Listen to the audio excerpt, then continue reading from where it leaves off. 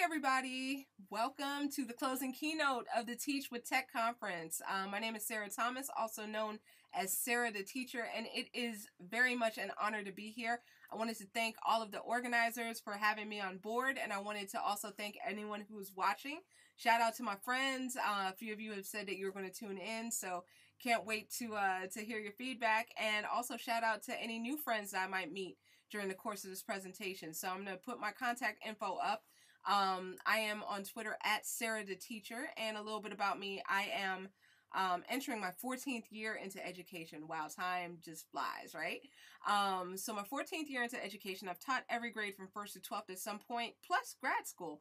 Currently, I work as a regional technology coordinator in central office, and in addition, I have just started doing affiliate faculty work at Loyola University of Maryland, so shout out to ET 630. In addition, I am the founder of a project called Ejim Edge, which I'll be talking a little bit about in this presentation. So without any further ado, we're going to go ahead and get started. So this is called Connecting the Dots, and I'm going to tell you a little bit about this.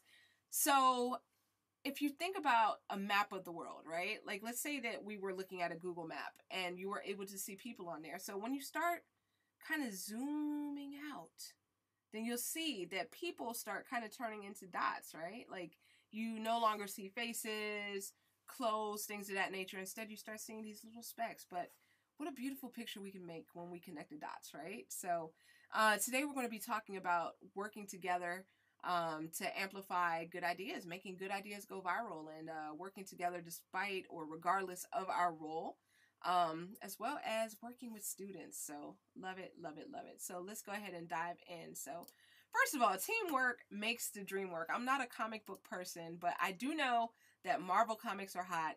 I believe that this is Marvel, I think. But you have Iron Man, the Incredible Hulk, Captain America. Oh yeah, this is a dream team. Let's think of other dream teams in history. So you see here, the great king of pop, rest in peace, Michael Jackson with his brothers in Jackson 5. What an awesome team when it came to Motown music. You know, they were just cranking out the hits. Now, I'm dating myself here, but this is one of my favorite cartoons of all time, Captain Planet. Go Planet!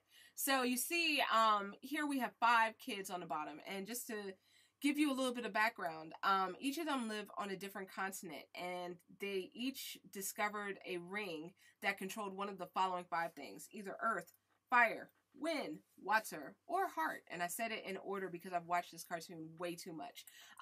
So with their powers combined, they're able to summon this magical blue guy flying from the sky, Captain Planet, who takes pollution down to 0 and does a whole bunch of stuff. So just keep that in the back of your mind as an extended metaphor for connecting, for being a connected educator, right? I would say the majority of my experiences with teams early in life was playing sports. So I played sports all my life. Basketball was one of my great loves, but also soccer was too. And my coaches used to always say, oh, you know, don't be a ball hog. There's no I in team. You know, we're all looking out for one another. There's no I in team. No I in team. So a few years back, then I was just on the internet, just surfing around, and I saw that there was a joke. Somebody had found the I in team. Can you see it? Can you see it? Here's a little bit of help. Right there. There's the I in team. So just to kind of make sense of this, then I do agree that there is an I in team, not in a selfish way like a ball hog kind of way, but each of us as individuals, we bring something to the table that is a strength that can help the team. So all of our eyes combined, just like with Captain Planet, with our powers combined, then we make something great with our own eyes. So in the world, once again, you have billions of eyes, right? With billions of eyes. Shout out to Prince, rest in peace.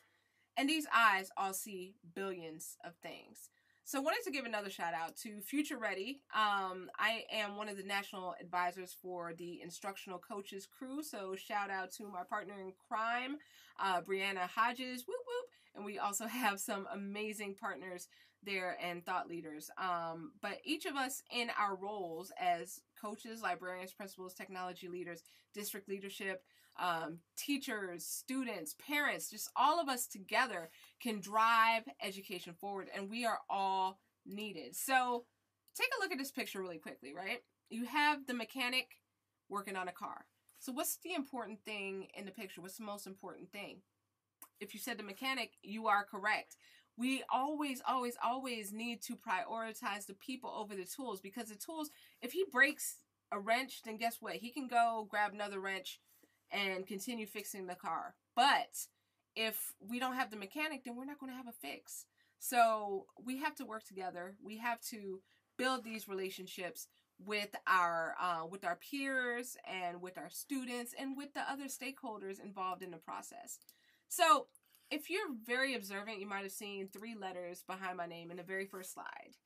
PhD. Yes. And I'll tell you right now, I spent 10 and a half years getting those 3 letters. So I thought that I would never, ever, ever want to see this word research in my life ever again. But guess what, though? We are all researchers. I bring to your attention the definition of research from Google. I guess that should count as a source. So anyway, look at the second definition. Investigate systematically. So when we're thinking of investigating things systematically, then we are changing things. We are adapting variables. Much like how in the classroom we try new things for our students, right? So all of us, when we tweak something to see if it'll work differently, that's research. That's action research right there. So definitely we are constantly researching things, and we're trying to find solutions in our own sphere of influence. So each eye can see a need in his or her own sphere of influence. I listened to a podcast by one of my good friends, Dr. Will, and he's always asking guests, what was your pain point? Because he brings a lot of movers and shakers in education and in different fields. He brings them on as guests. So he's always asking them, what was your pain point? And I'm going to ask you the same thing. What's your pain point that you see in your sphere of influence? Something that you can do something about. Think about that. Just have that in the back of your mind in this time that we spend together today. So definitely thinking about our influence and also thinking about our team. So it's up to us to do something about whatever need that we're identifying along with our teammates around the world. Social media is a game changer. I will tell you, it is a game changer. Like, before we were limited to interacting with the teacher next door, the teacher across the hall. Maybe we would see our colleagues in the district, every now and then. But with social media now, then we have the opportunity as connected educators to chat with educators from literally all over the world. So we can handpick our own team to help us solve these challenges. So when we do solve these challenges, then what next? Well, don't just stop at your classroom, scale it. Share the information that you learned to help others. So, you're going to identify the need in your sphere of influence, build your team, and scale it. So those are 3 things to keep in mind. We'll revisit that at the end. Don't worry. You don't have to take extensive notes. So today we are going to go through a journey together. We're going to start off first talking about some magical moments from the PLN, aka the PLF. I like to consider my own personal learning network. I consider them personal learning family, because oftentimes I make the joke on Boxer. You talk to people, you talk to the same people several times a day for several weeks, months, years. The first time you see them face to face, and it might feel like a high school reunion, but the second time, then you might be like sleeping on their couch. So definitely it is a family, right? I will also tell you a little bit about my story, and lastly, we'll conclude talking about our stories, what we can do together. So we're going to start things out first, talking about some stories from the field. So there's an immeasurable number of stories where people have come together to find ways to resolve needs in education. I'm just going to bring to your attention a few of them that you may or may not be familiar with. So let's start off with where I began, which was Twitter chats. So this is going to be available as a resource. If you click on the bird, then it's going to take you to a list of Twitter chats that can be found on Jerry Blumengarten's page. So Cyberman1 on Twitter. But Twitter chats are pretty much when people get together on Twitter and use a specific hashtag to speak about a topic, and you can get a variety of information in such a little bit of time. They are So valuable. And if you have not already checked out Twitter chats, then I would encourage you to do so. And excuse the technical glitches. Technology, gotta love it, right? That's what happens when you teach with tech.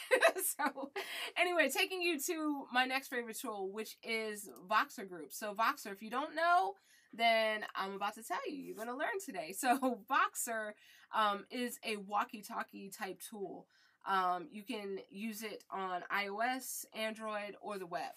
And I'm going to date myself again. So you might remember around the turn of the century, I think it was Nextel that had like the chirp phones, and you would click the button, where you at, and someone would respond.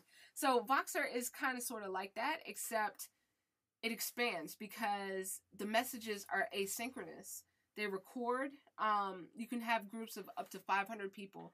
And if you click on the graphic, it will take you to a list of Voxer groups that educators have started around different topics. So Voxer, Twitter, both of those things together have really just opened the door to many, many avenues of collaboration that we did not have available to us in prior years. So I'm going to take a look at a couple of different case studies. So I'm not going to play the videos. I'm going to actually let you play the videos as you click through the presentation, but I will just talk a little bit about a few of these. And we'll start first with some examples from students. So Joshua's Heart is a great example. This young man, Joshua Williams, I believe he's maybe 16 or 17 now, but he's an amazing young man.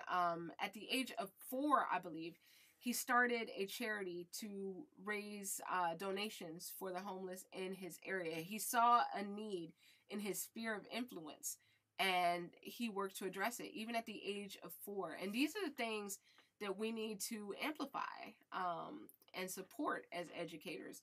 And we don't need to necessarily take the lead when we have a student who is passionate and dedicated. Sometimes we need to get out of their way, but sometimes also just wherever needed, we can follow. We can learn so much with our students. So Joshua is amazing. So there's a video on this slide that you'll be able to play. I will not play it at this time, but it'll tell you more about him. So Joshua is amazing. Next up, we have DigSit Institute and DigSit Kids. So we have on the right, my good friend, Dr. Mary Alice Curran, and on the left, her son, Curran D. So Mary Alice and Curran, they travel the world, and they enlist other educators, community stakeholders, parents, students, and they talk about digital citizenship, the need for digital citizenship. And not from a fear-based perspective, but more so on an opportunity-based perspective, like what you can do with digital citizenship. And I am just so proud of both of them. Definitely check out their work at DigSit Institute. Just Google that, as well as DigSit Kids. And I have to say that very slowly for obvious reasons. Don't want to say it too fast and end up not making this educator friendly. So going to the next slide. I'm going to show you a little bit about this resource called Rock Your World. So I'm actually going to take this off for a quick second and bring your attention to rockyourworld.org. So Rock Your World is really cool. I would really advise you to go in, dive deep, see what inspires you, see how your students might benefit from it. I was actually introduced to this, I believe it was at the ISTE conference, and I want to say it was in Jennifer Williams' session. And Rock Your World is a great way to cultivate student agency. So they have like curriculum on there, how students can create their own videos, their own documentaries, their own music, so many things. It just blew my mind. Great resource to have. So I would definitely recommend that y'all check that out. Okay, so rockyourworld.org. In addition, there is studentvoice.org. So this is a project courtesy of EdTech Team. They just had like an amazing student voice presentation over at ISTE with the film festival that they had open to students around the world. And And this is just a really great resource that that you should check out, and it can give you some great ideas. You can perhaps submit some student entries, or have your students, I should say, submit entries to the Student Film Festival. But great way for your students to share the power of their voices. So studentvoice.org. All right. So these are all fantastic resources. I'm going to go ahead and pop my name, Twitter handle back up there, just because we are at our second gate right now, which is my story. So I'm going to tell you a little bit about the story of Ejim Edge, which is my baby, as you can see. So this is where we are now with Ejim Edge. So here you have a graphic of people of the day. So we have a global reach of over 25,000 educators, and people have signed up to be featured as people of the day. I believe that we have close to 1,000 now. In addition, we have something called a Tweet and Talk, which is a weekly-ish conversation that's crowdsourced. So educators provide the topics. There's like a Google form, and you put a topic on if you're interested in speaking on the subject, and then people can sign up to talk about it. So that's every Sunday at 6 p.m. Eastern, unless something's going on. And there's a lot of holidays on Sundays, so it's not every single Sunday, but most Sundays we do have that paired with the Twitter chats. And when we are done with the conversation, we just rip the audio, put it out as a podcast. So it was actually named last year as one of the top 16 education podcasts by ISTE. Whoop, whoop. So more about the Tweet and Talk. So again, the topics are crowdsourced. The panelists are crowdsourced. So we all have something to share. We all have a voice. So let your voice be heard. I mean, if not on Ejim Edge Tweet and Talk, just in some way, shape, or form, let your voice be heard. Let other people benefit from your wisdom. Okay, so I'm going to get off my soapbox, tell you more about Ejim Edge. We also started doing books. So we have done 3 crowdsourced books so far. We have 2 more in the works coming out this year, possibly even more than that. And we also have started releasing solo books. So we've had 3 authors to date release their solo books, and we have more in the works to come out. So, and we also believe in the power of deeper connections. So on Voxer, we have 2 different Voxer groups. So the reason we have 2 is because we hit our limit of 500 in February of 2017. So we created a second room, and we have that asynchronous conversation. And we learn and grow by sharing what we see, learn, and feel. And these deep connections build empathy. They really, really do. Because when you start getting to hear someone's perspective, someone else's perspective that's opposite from yours, if it's coming from a friend, then you're more likely to hear them out, hear what they have to say. If it's coming from a complete stranger, then walls go up very quickly. So what we seek to do in Ejim Edge is really get to know one another, 360-degree view. So, not just knowing the person, my name is, I teach, blah, blah, blah. This is what I think, and I'm done. No, we kind of go beyond that. Not all the conversations deal with education. Most of them do, but, sometimes we talk about our families. Sometimes we talk about music. Sometimes we talk about food, hence how the recipe guide came up, as you probably saw in the previous slide. That just came from a random conversation about food one day. So yeah. So speaking of the needs and things that we've seen with our eyes, then this too came from a need that I saw with my eyes. So we're just going to do a little bit of time traveling. Woo, woo, woo. I'm going to take you back to the beginning. So Simon Sinek always says, start with the why. So we might as well do that. So for those of you who are following along at home, then you'll see a slide with the video on here, and this will show you pretty much the first time that I fell in love with media. This is relevant to the story. So when you play the video, you'll see a mini me from approximately 30 years ago. So here's my family. We have on the right over here, we have my dad, who you will hear in the video. He was the one behind the camera. We have my mom over here. Okay, we have my brother Mike, and this is me. So my brother Mike, he's 13 years older than me, and pretty much whatever Mike wanted to do, I wanted to do too. So Mike wanted to DJ, I wanted to DJ. Mike wanted to go into television, I wanted to go into television. So, and it's funny because my mom actually did a show on DC Public Schools about the Haitian community. So she was the executive producer, and my brother was the director, I do believe. My father was always into technology, always into cameras, always into computers. So I grew up very, very techie, and very much exposed to the world of television, which probably explains why in 2003, well, actually in 1999, I went to Howard University, and my major was radio, TV, and film, as you can see here. I graduated in 2003, but by the time I graduated, then I had obviously done all of my coursework already for radio, TV, film, but my mom had started teaching middle school, probably my sophomore year, and I had started going to her class, helping her set up, you know, seeing other things that were taking place, working with her students, and I was just like, oh, you know, I really, really, really want to teach. So at that point, I hit a crossroads.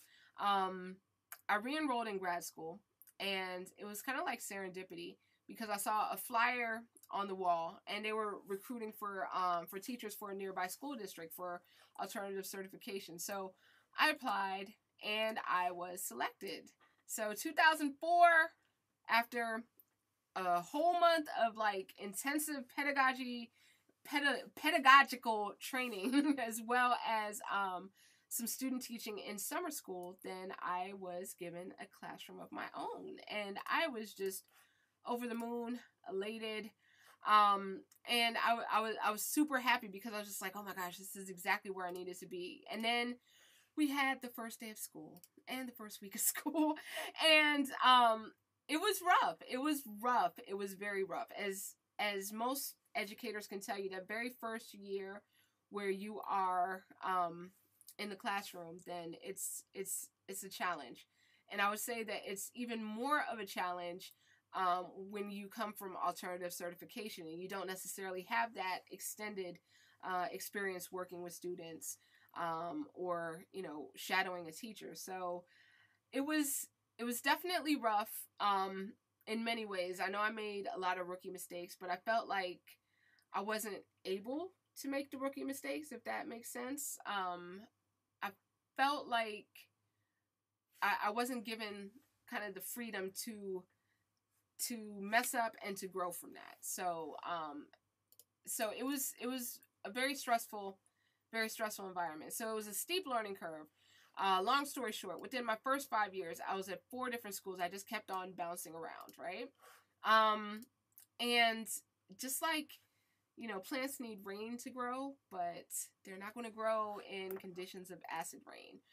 But I will tell you that year 5, I really began to flourish. Year 4 was a pivotal year for me where I got my very first leadership role. And in year 5, then I was able to use my background in radio, TV, film to become the school's technology teacher and tech liaison for the school. So my principal was a multiplier. I don't know if y'all have ever read the book called The Multiplier Effect, but she really leveraged my background and also gave me the trust to take these risks and to do what I knew was right for students. So I was trusted, I was nurtured, and was able to reinvest my energy instead of just trying to survive into thriving. So that was really a growth spurt for me. And I would say that the second growth spurt was in 2013. Now, you never really know how things are going to change your life when they happen. I was at our state ISTE affiliate conference, Common Ground, and they were using the hashtag CGMD13, I believe.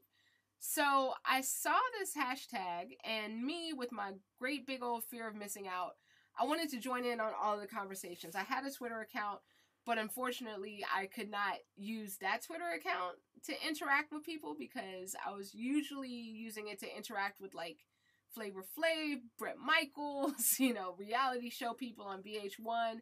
And I was just like, I can't really use this to, people are not going to take me seriously. So instead, I decided to create a brand new Twitter account, Sara the Teacher. For some reason, I thought that people would take that name more seriously. But no, this was my very first tweet back in 2013. So my connected birthday, 11:35 a.m. So the name was totally random.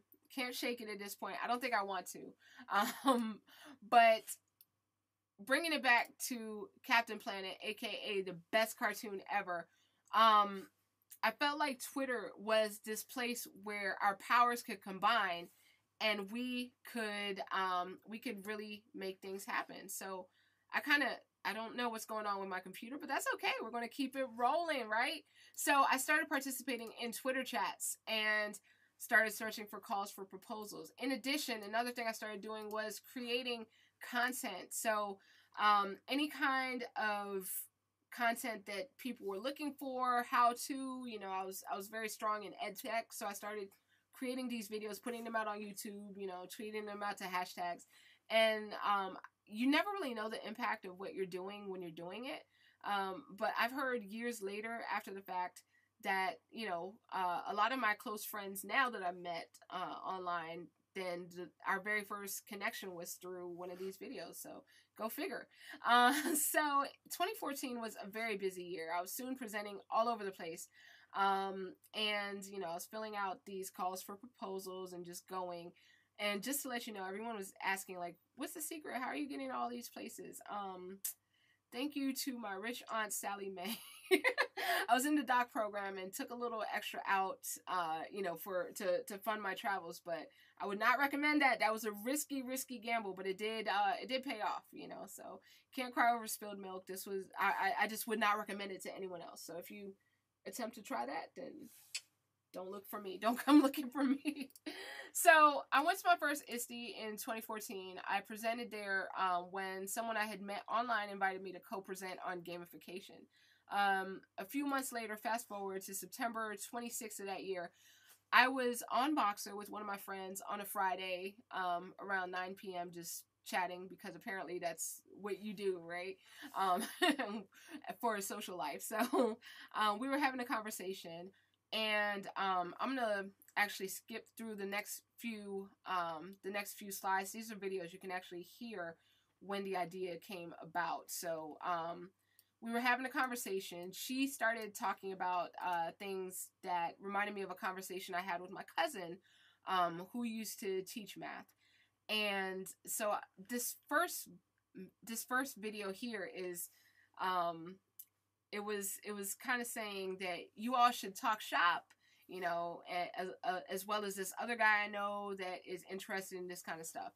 And then the second one was about how I think that I think I have an idea brewing, right? I like to call this a magical moment, because it's that idea, it's that time, that span of time that you have when an idea comes through your mind and you decide whether or not you're going to jump on it. So this was my magical moment, and I was just like, yeah, let me just go ahead and try this out. So I set up an account on Twitter after first looking to make sure that there was nothing out there I was duplicating. And I set up this account on Twitter and asked if anyone was down to try it. And right away got a response from someone in Australia. He said that he would be down to try. So I said, okay, tell me a little bit about you. So he told me about himself, and I just kind of matched it up to different hashtags and tweeted it out over the course of a day. And at the end of the day, got back together with him and said, hey, how did it go? And he was just like, this is awesome. You should keep it going. So I was just like, all right, cool. So we kept it going. So this was actually the very first logo that I did in Google Draw. My very first time using Google Draw. It was a very ugly logo, but that's okay. It's funny because like everybody thought that this was like Match.com. So our tagline was not a dating site. We don't do that kind of edgy matching, but somebody did they did take pity on us and gave us a much better logo, as you can see. But we are now currently all over the internet. We are on Twitter. We are on Facebook. We are on Voxer. We are on, we have our podcast going on. In addition, we have our blogs on WordPress and Medium. We have Instagram, Google+. We have a family album. And I'm very excited because we also have our nonprofit that we just launched, and we have 501c3 funding for it, so we are getting that off the ground. So you will see some really cool things hopefully soon coming from Ejim Edge. So a couple of other magical moments in Ejim Edge history. You know, when you get a bunch of driven, intelligent people together in a room, then what's going to happen? They are going to create stuff together. So we have passed the ScopeEDU, Valerie Lewis, shout out to her. She has really been the glue behind this. And a few of us were talking one day about changing the narrative around educators and telling our own stories. So there were 5 of us that decided to go ahead and use Periscope to tell our stories.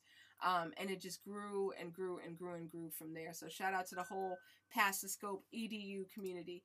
In addition, the Restorative Justice Chat. So we have Victor and Kate who met on Ejim Edge, and then they proposed a session for EdCamp Voice, which at the time was known as EdCamp Boxer, and created this Restorative Justice Chat. So still going on, great stuff coming out of there. They're working on a collaborative book that's going to be released through Ejim Edge as well.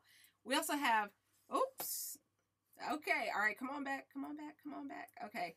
Apparently it does not want to cooperate, but that's okay. There we go. All right.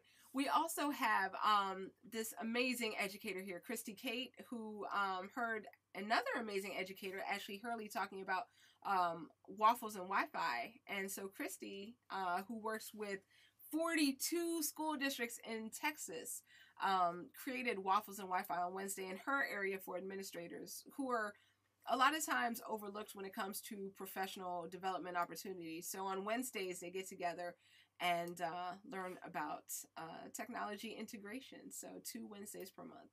Okay. Also, there is, you'll see a link at the bottom of this slide, the ISTE Standards for Educators. So those were released in 2017. So you'll see the link at the bottom, and that will tell you a little bit about how many of our peers are putting it into practice. Okay. So now we are at our 3rd part of the journey about our stories. So let's talk a little bit about what we can do together. Okay. So taking you now to something that my dad says. He says, plan your work and work your plan. Now, he forgot that he has ever said this, but I swear he said it like 50 million times to me when I was growing up, and it always stuck with me. So here we have a little bit of a, this is a Google drawing. So PBL stands for passion-based learning or project-based learning or problem-based learning. But in this case, we will go with passion. The design process, just kind of going step by step by step, and moonshot thinking, which is choosing to be bothered by these problems that our eyes see, okay, and trying to do something about it. So where we want to be is in the sweet spot right here. There is a resource on the Ejim Edge website. If you go on there, if you go to get connected, there's something on there called a Designing with Passion form. So if you do have a problem that you want to solve and you want like a protocol and a structure, then there is a Designing with Passion form that will take you through the 12 steps of ITEEA's design thinking model, engineering design process, excuse me. And it's a very systematic way to achieve your goals. So definitely wanted to let you all know about that resource that is available. But realize that you don't have to reinvent the wheel. Make sure that before you get started on this project, on this journey, one of the steps of the design process is to take a look and see what's already out there. Is there something that aligns so well with your goals that you can maybe support it and see how you can get involved with that? And if not, then by all means, don't be afraid to lead. Don't be afraid to create something, but at the same time, don't be afraid to follow. And while you're doing so, then I want to give another huge shout out to my friend, Derek Larson, who has said, think globally, act locally. So you definitely want to make sure to think about, you know, connecting with educators around the world, but don't forget the folks at home. Don't forget the folks in your building. Definitely you want to act locally as well. So just to bring it back to the beginning, the final challenge that I have for you is find your I in team. Act on it.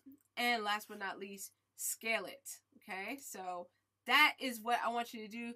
That is your homework, you fantastic educator, you. And if you want to connect, this is me right here at Sara the Teacher, if my screen will stay in position. So wanted to thank you all so much for tuning in. And please, please, please reach out with any questions, comments. If you want to connect, then I want to connect with you. So let's keep rocking on. And thank you again to the Teach with Tech team. It has truly, truly been a pleasure and an honor. So, so everyone have a great one and hope to see you again soon. Bye-bye.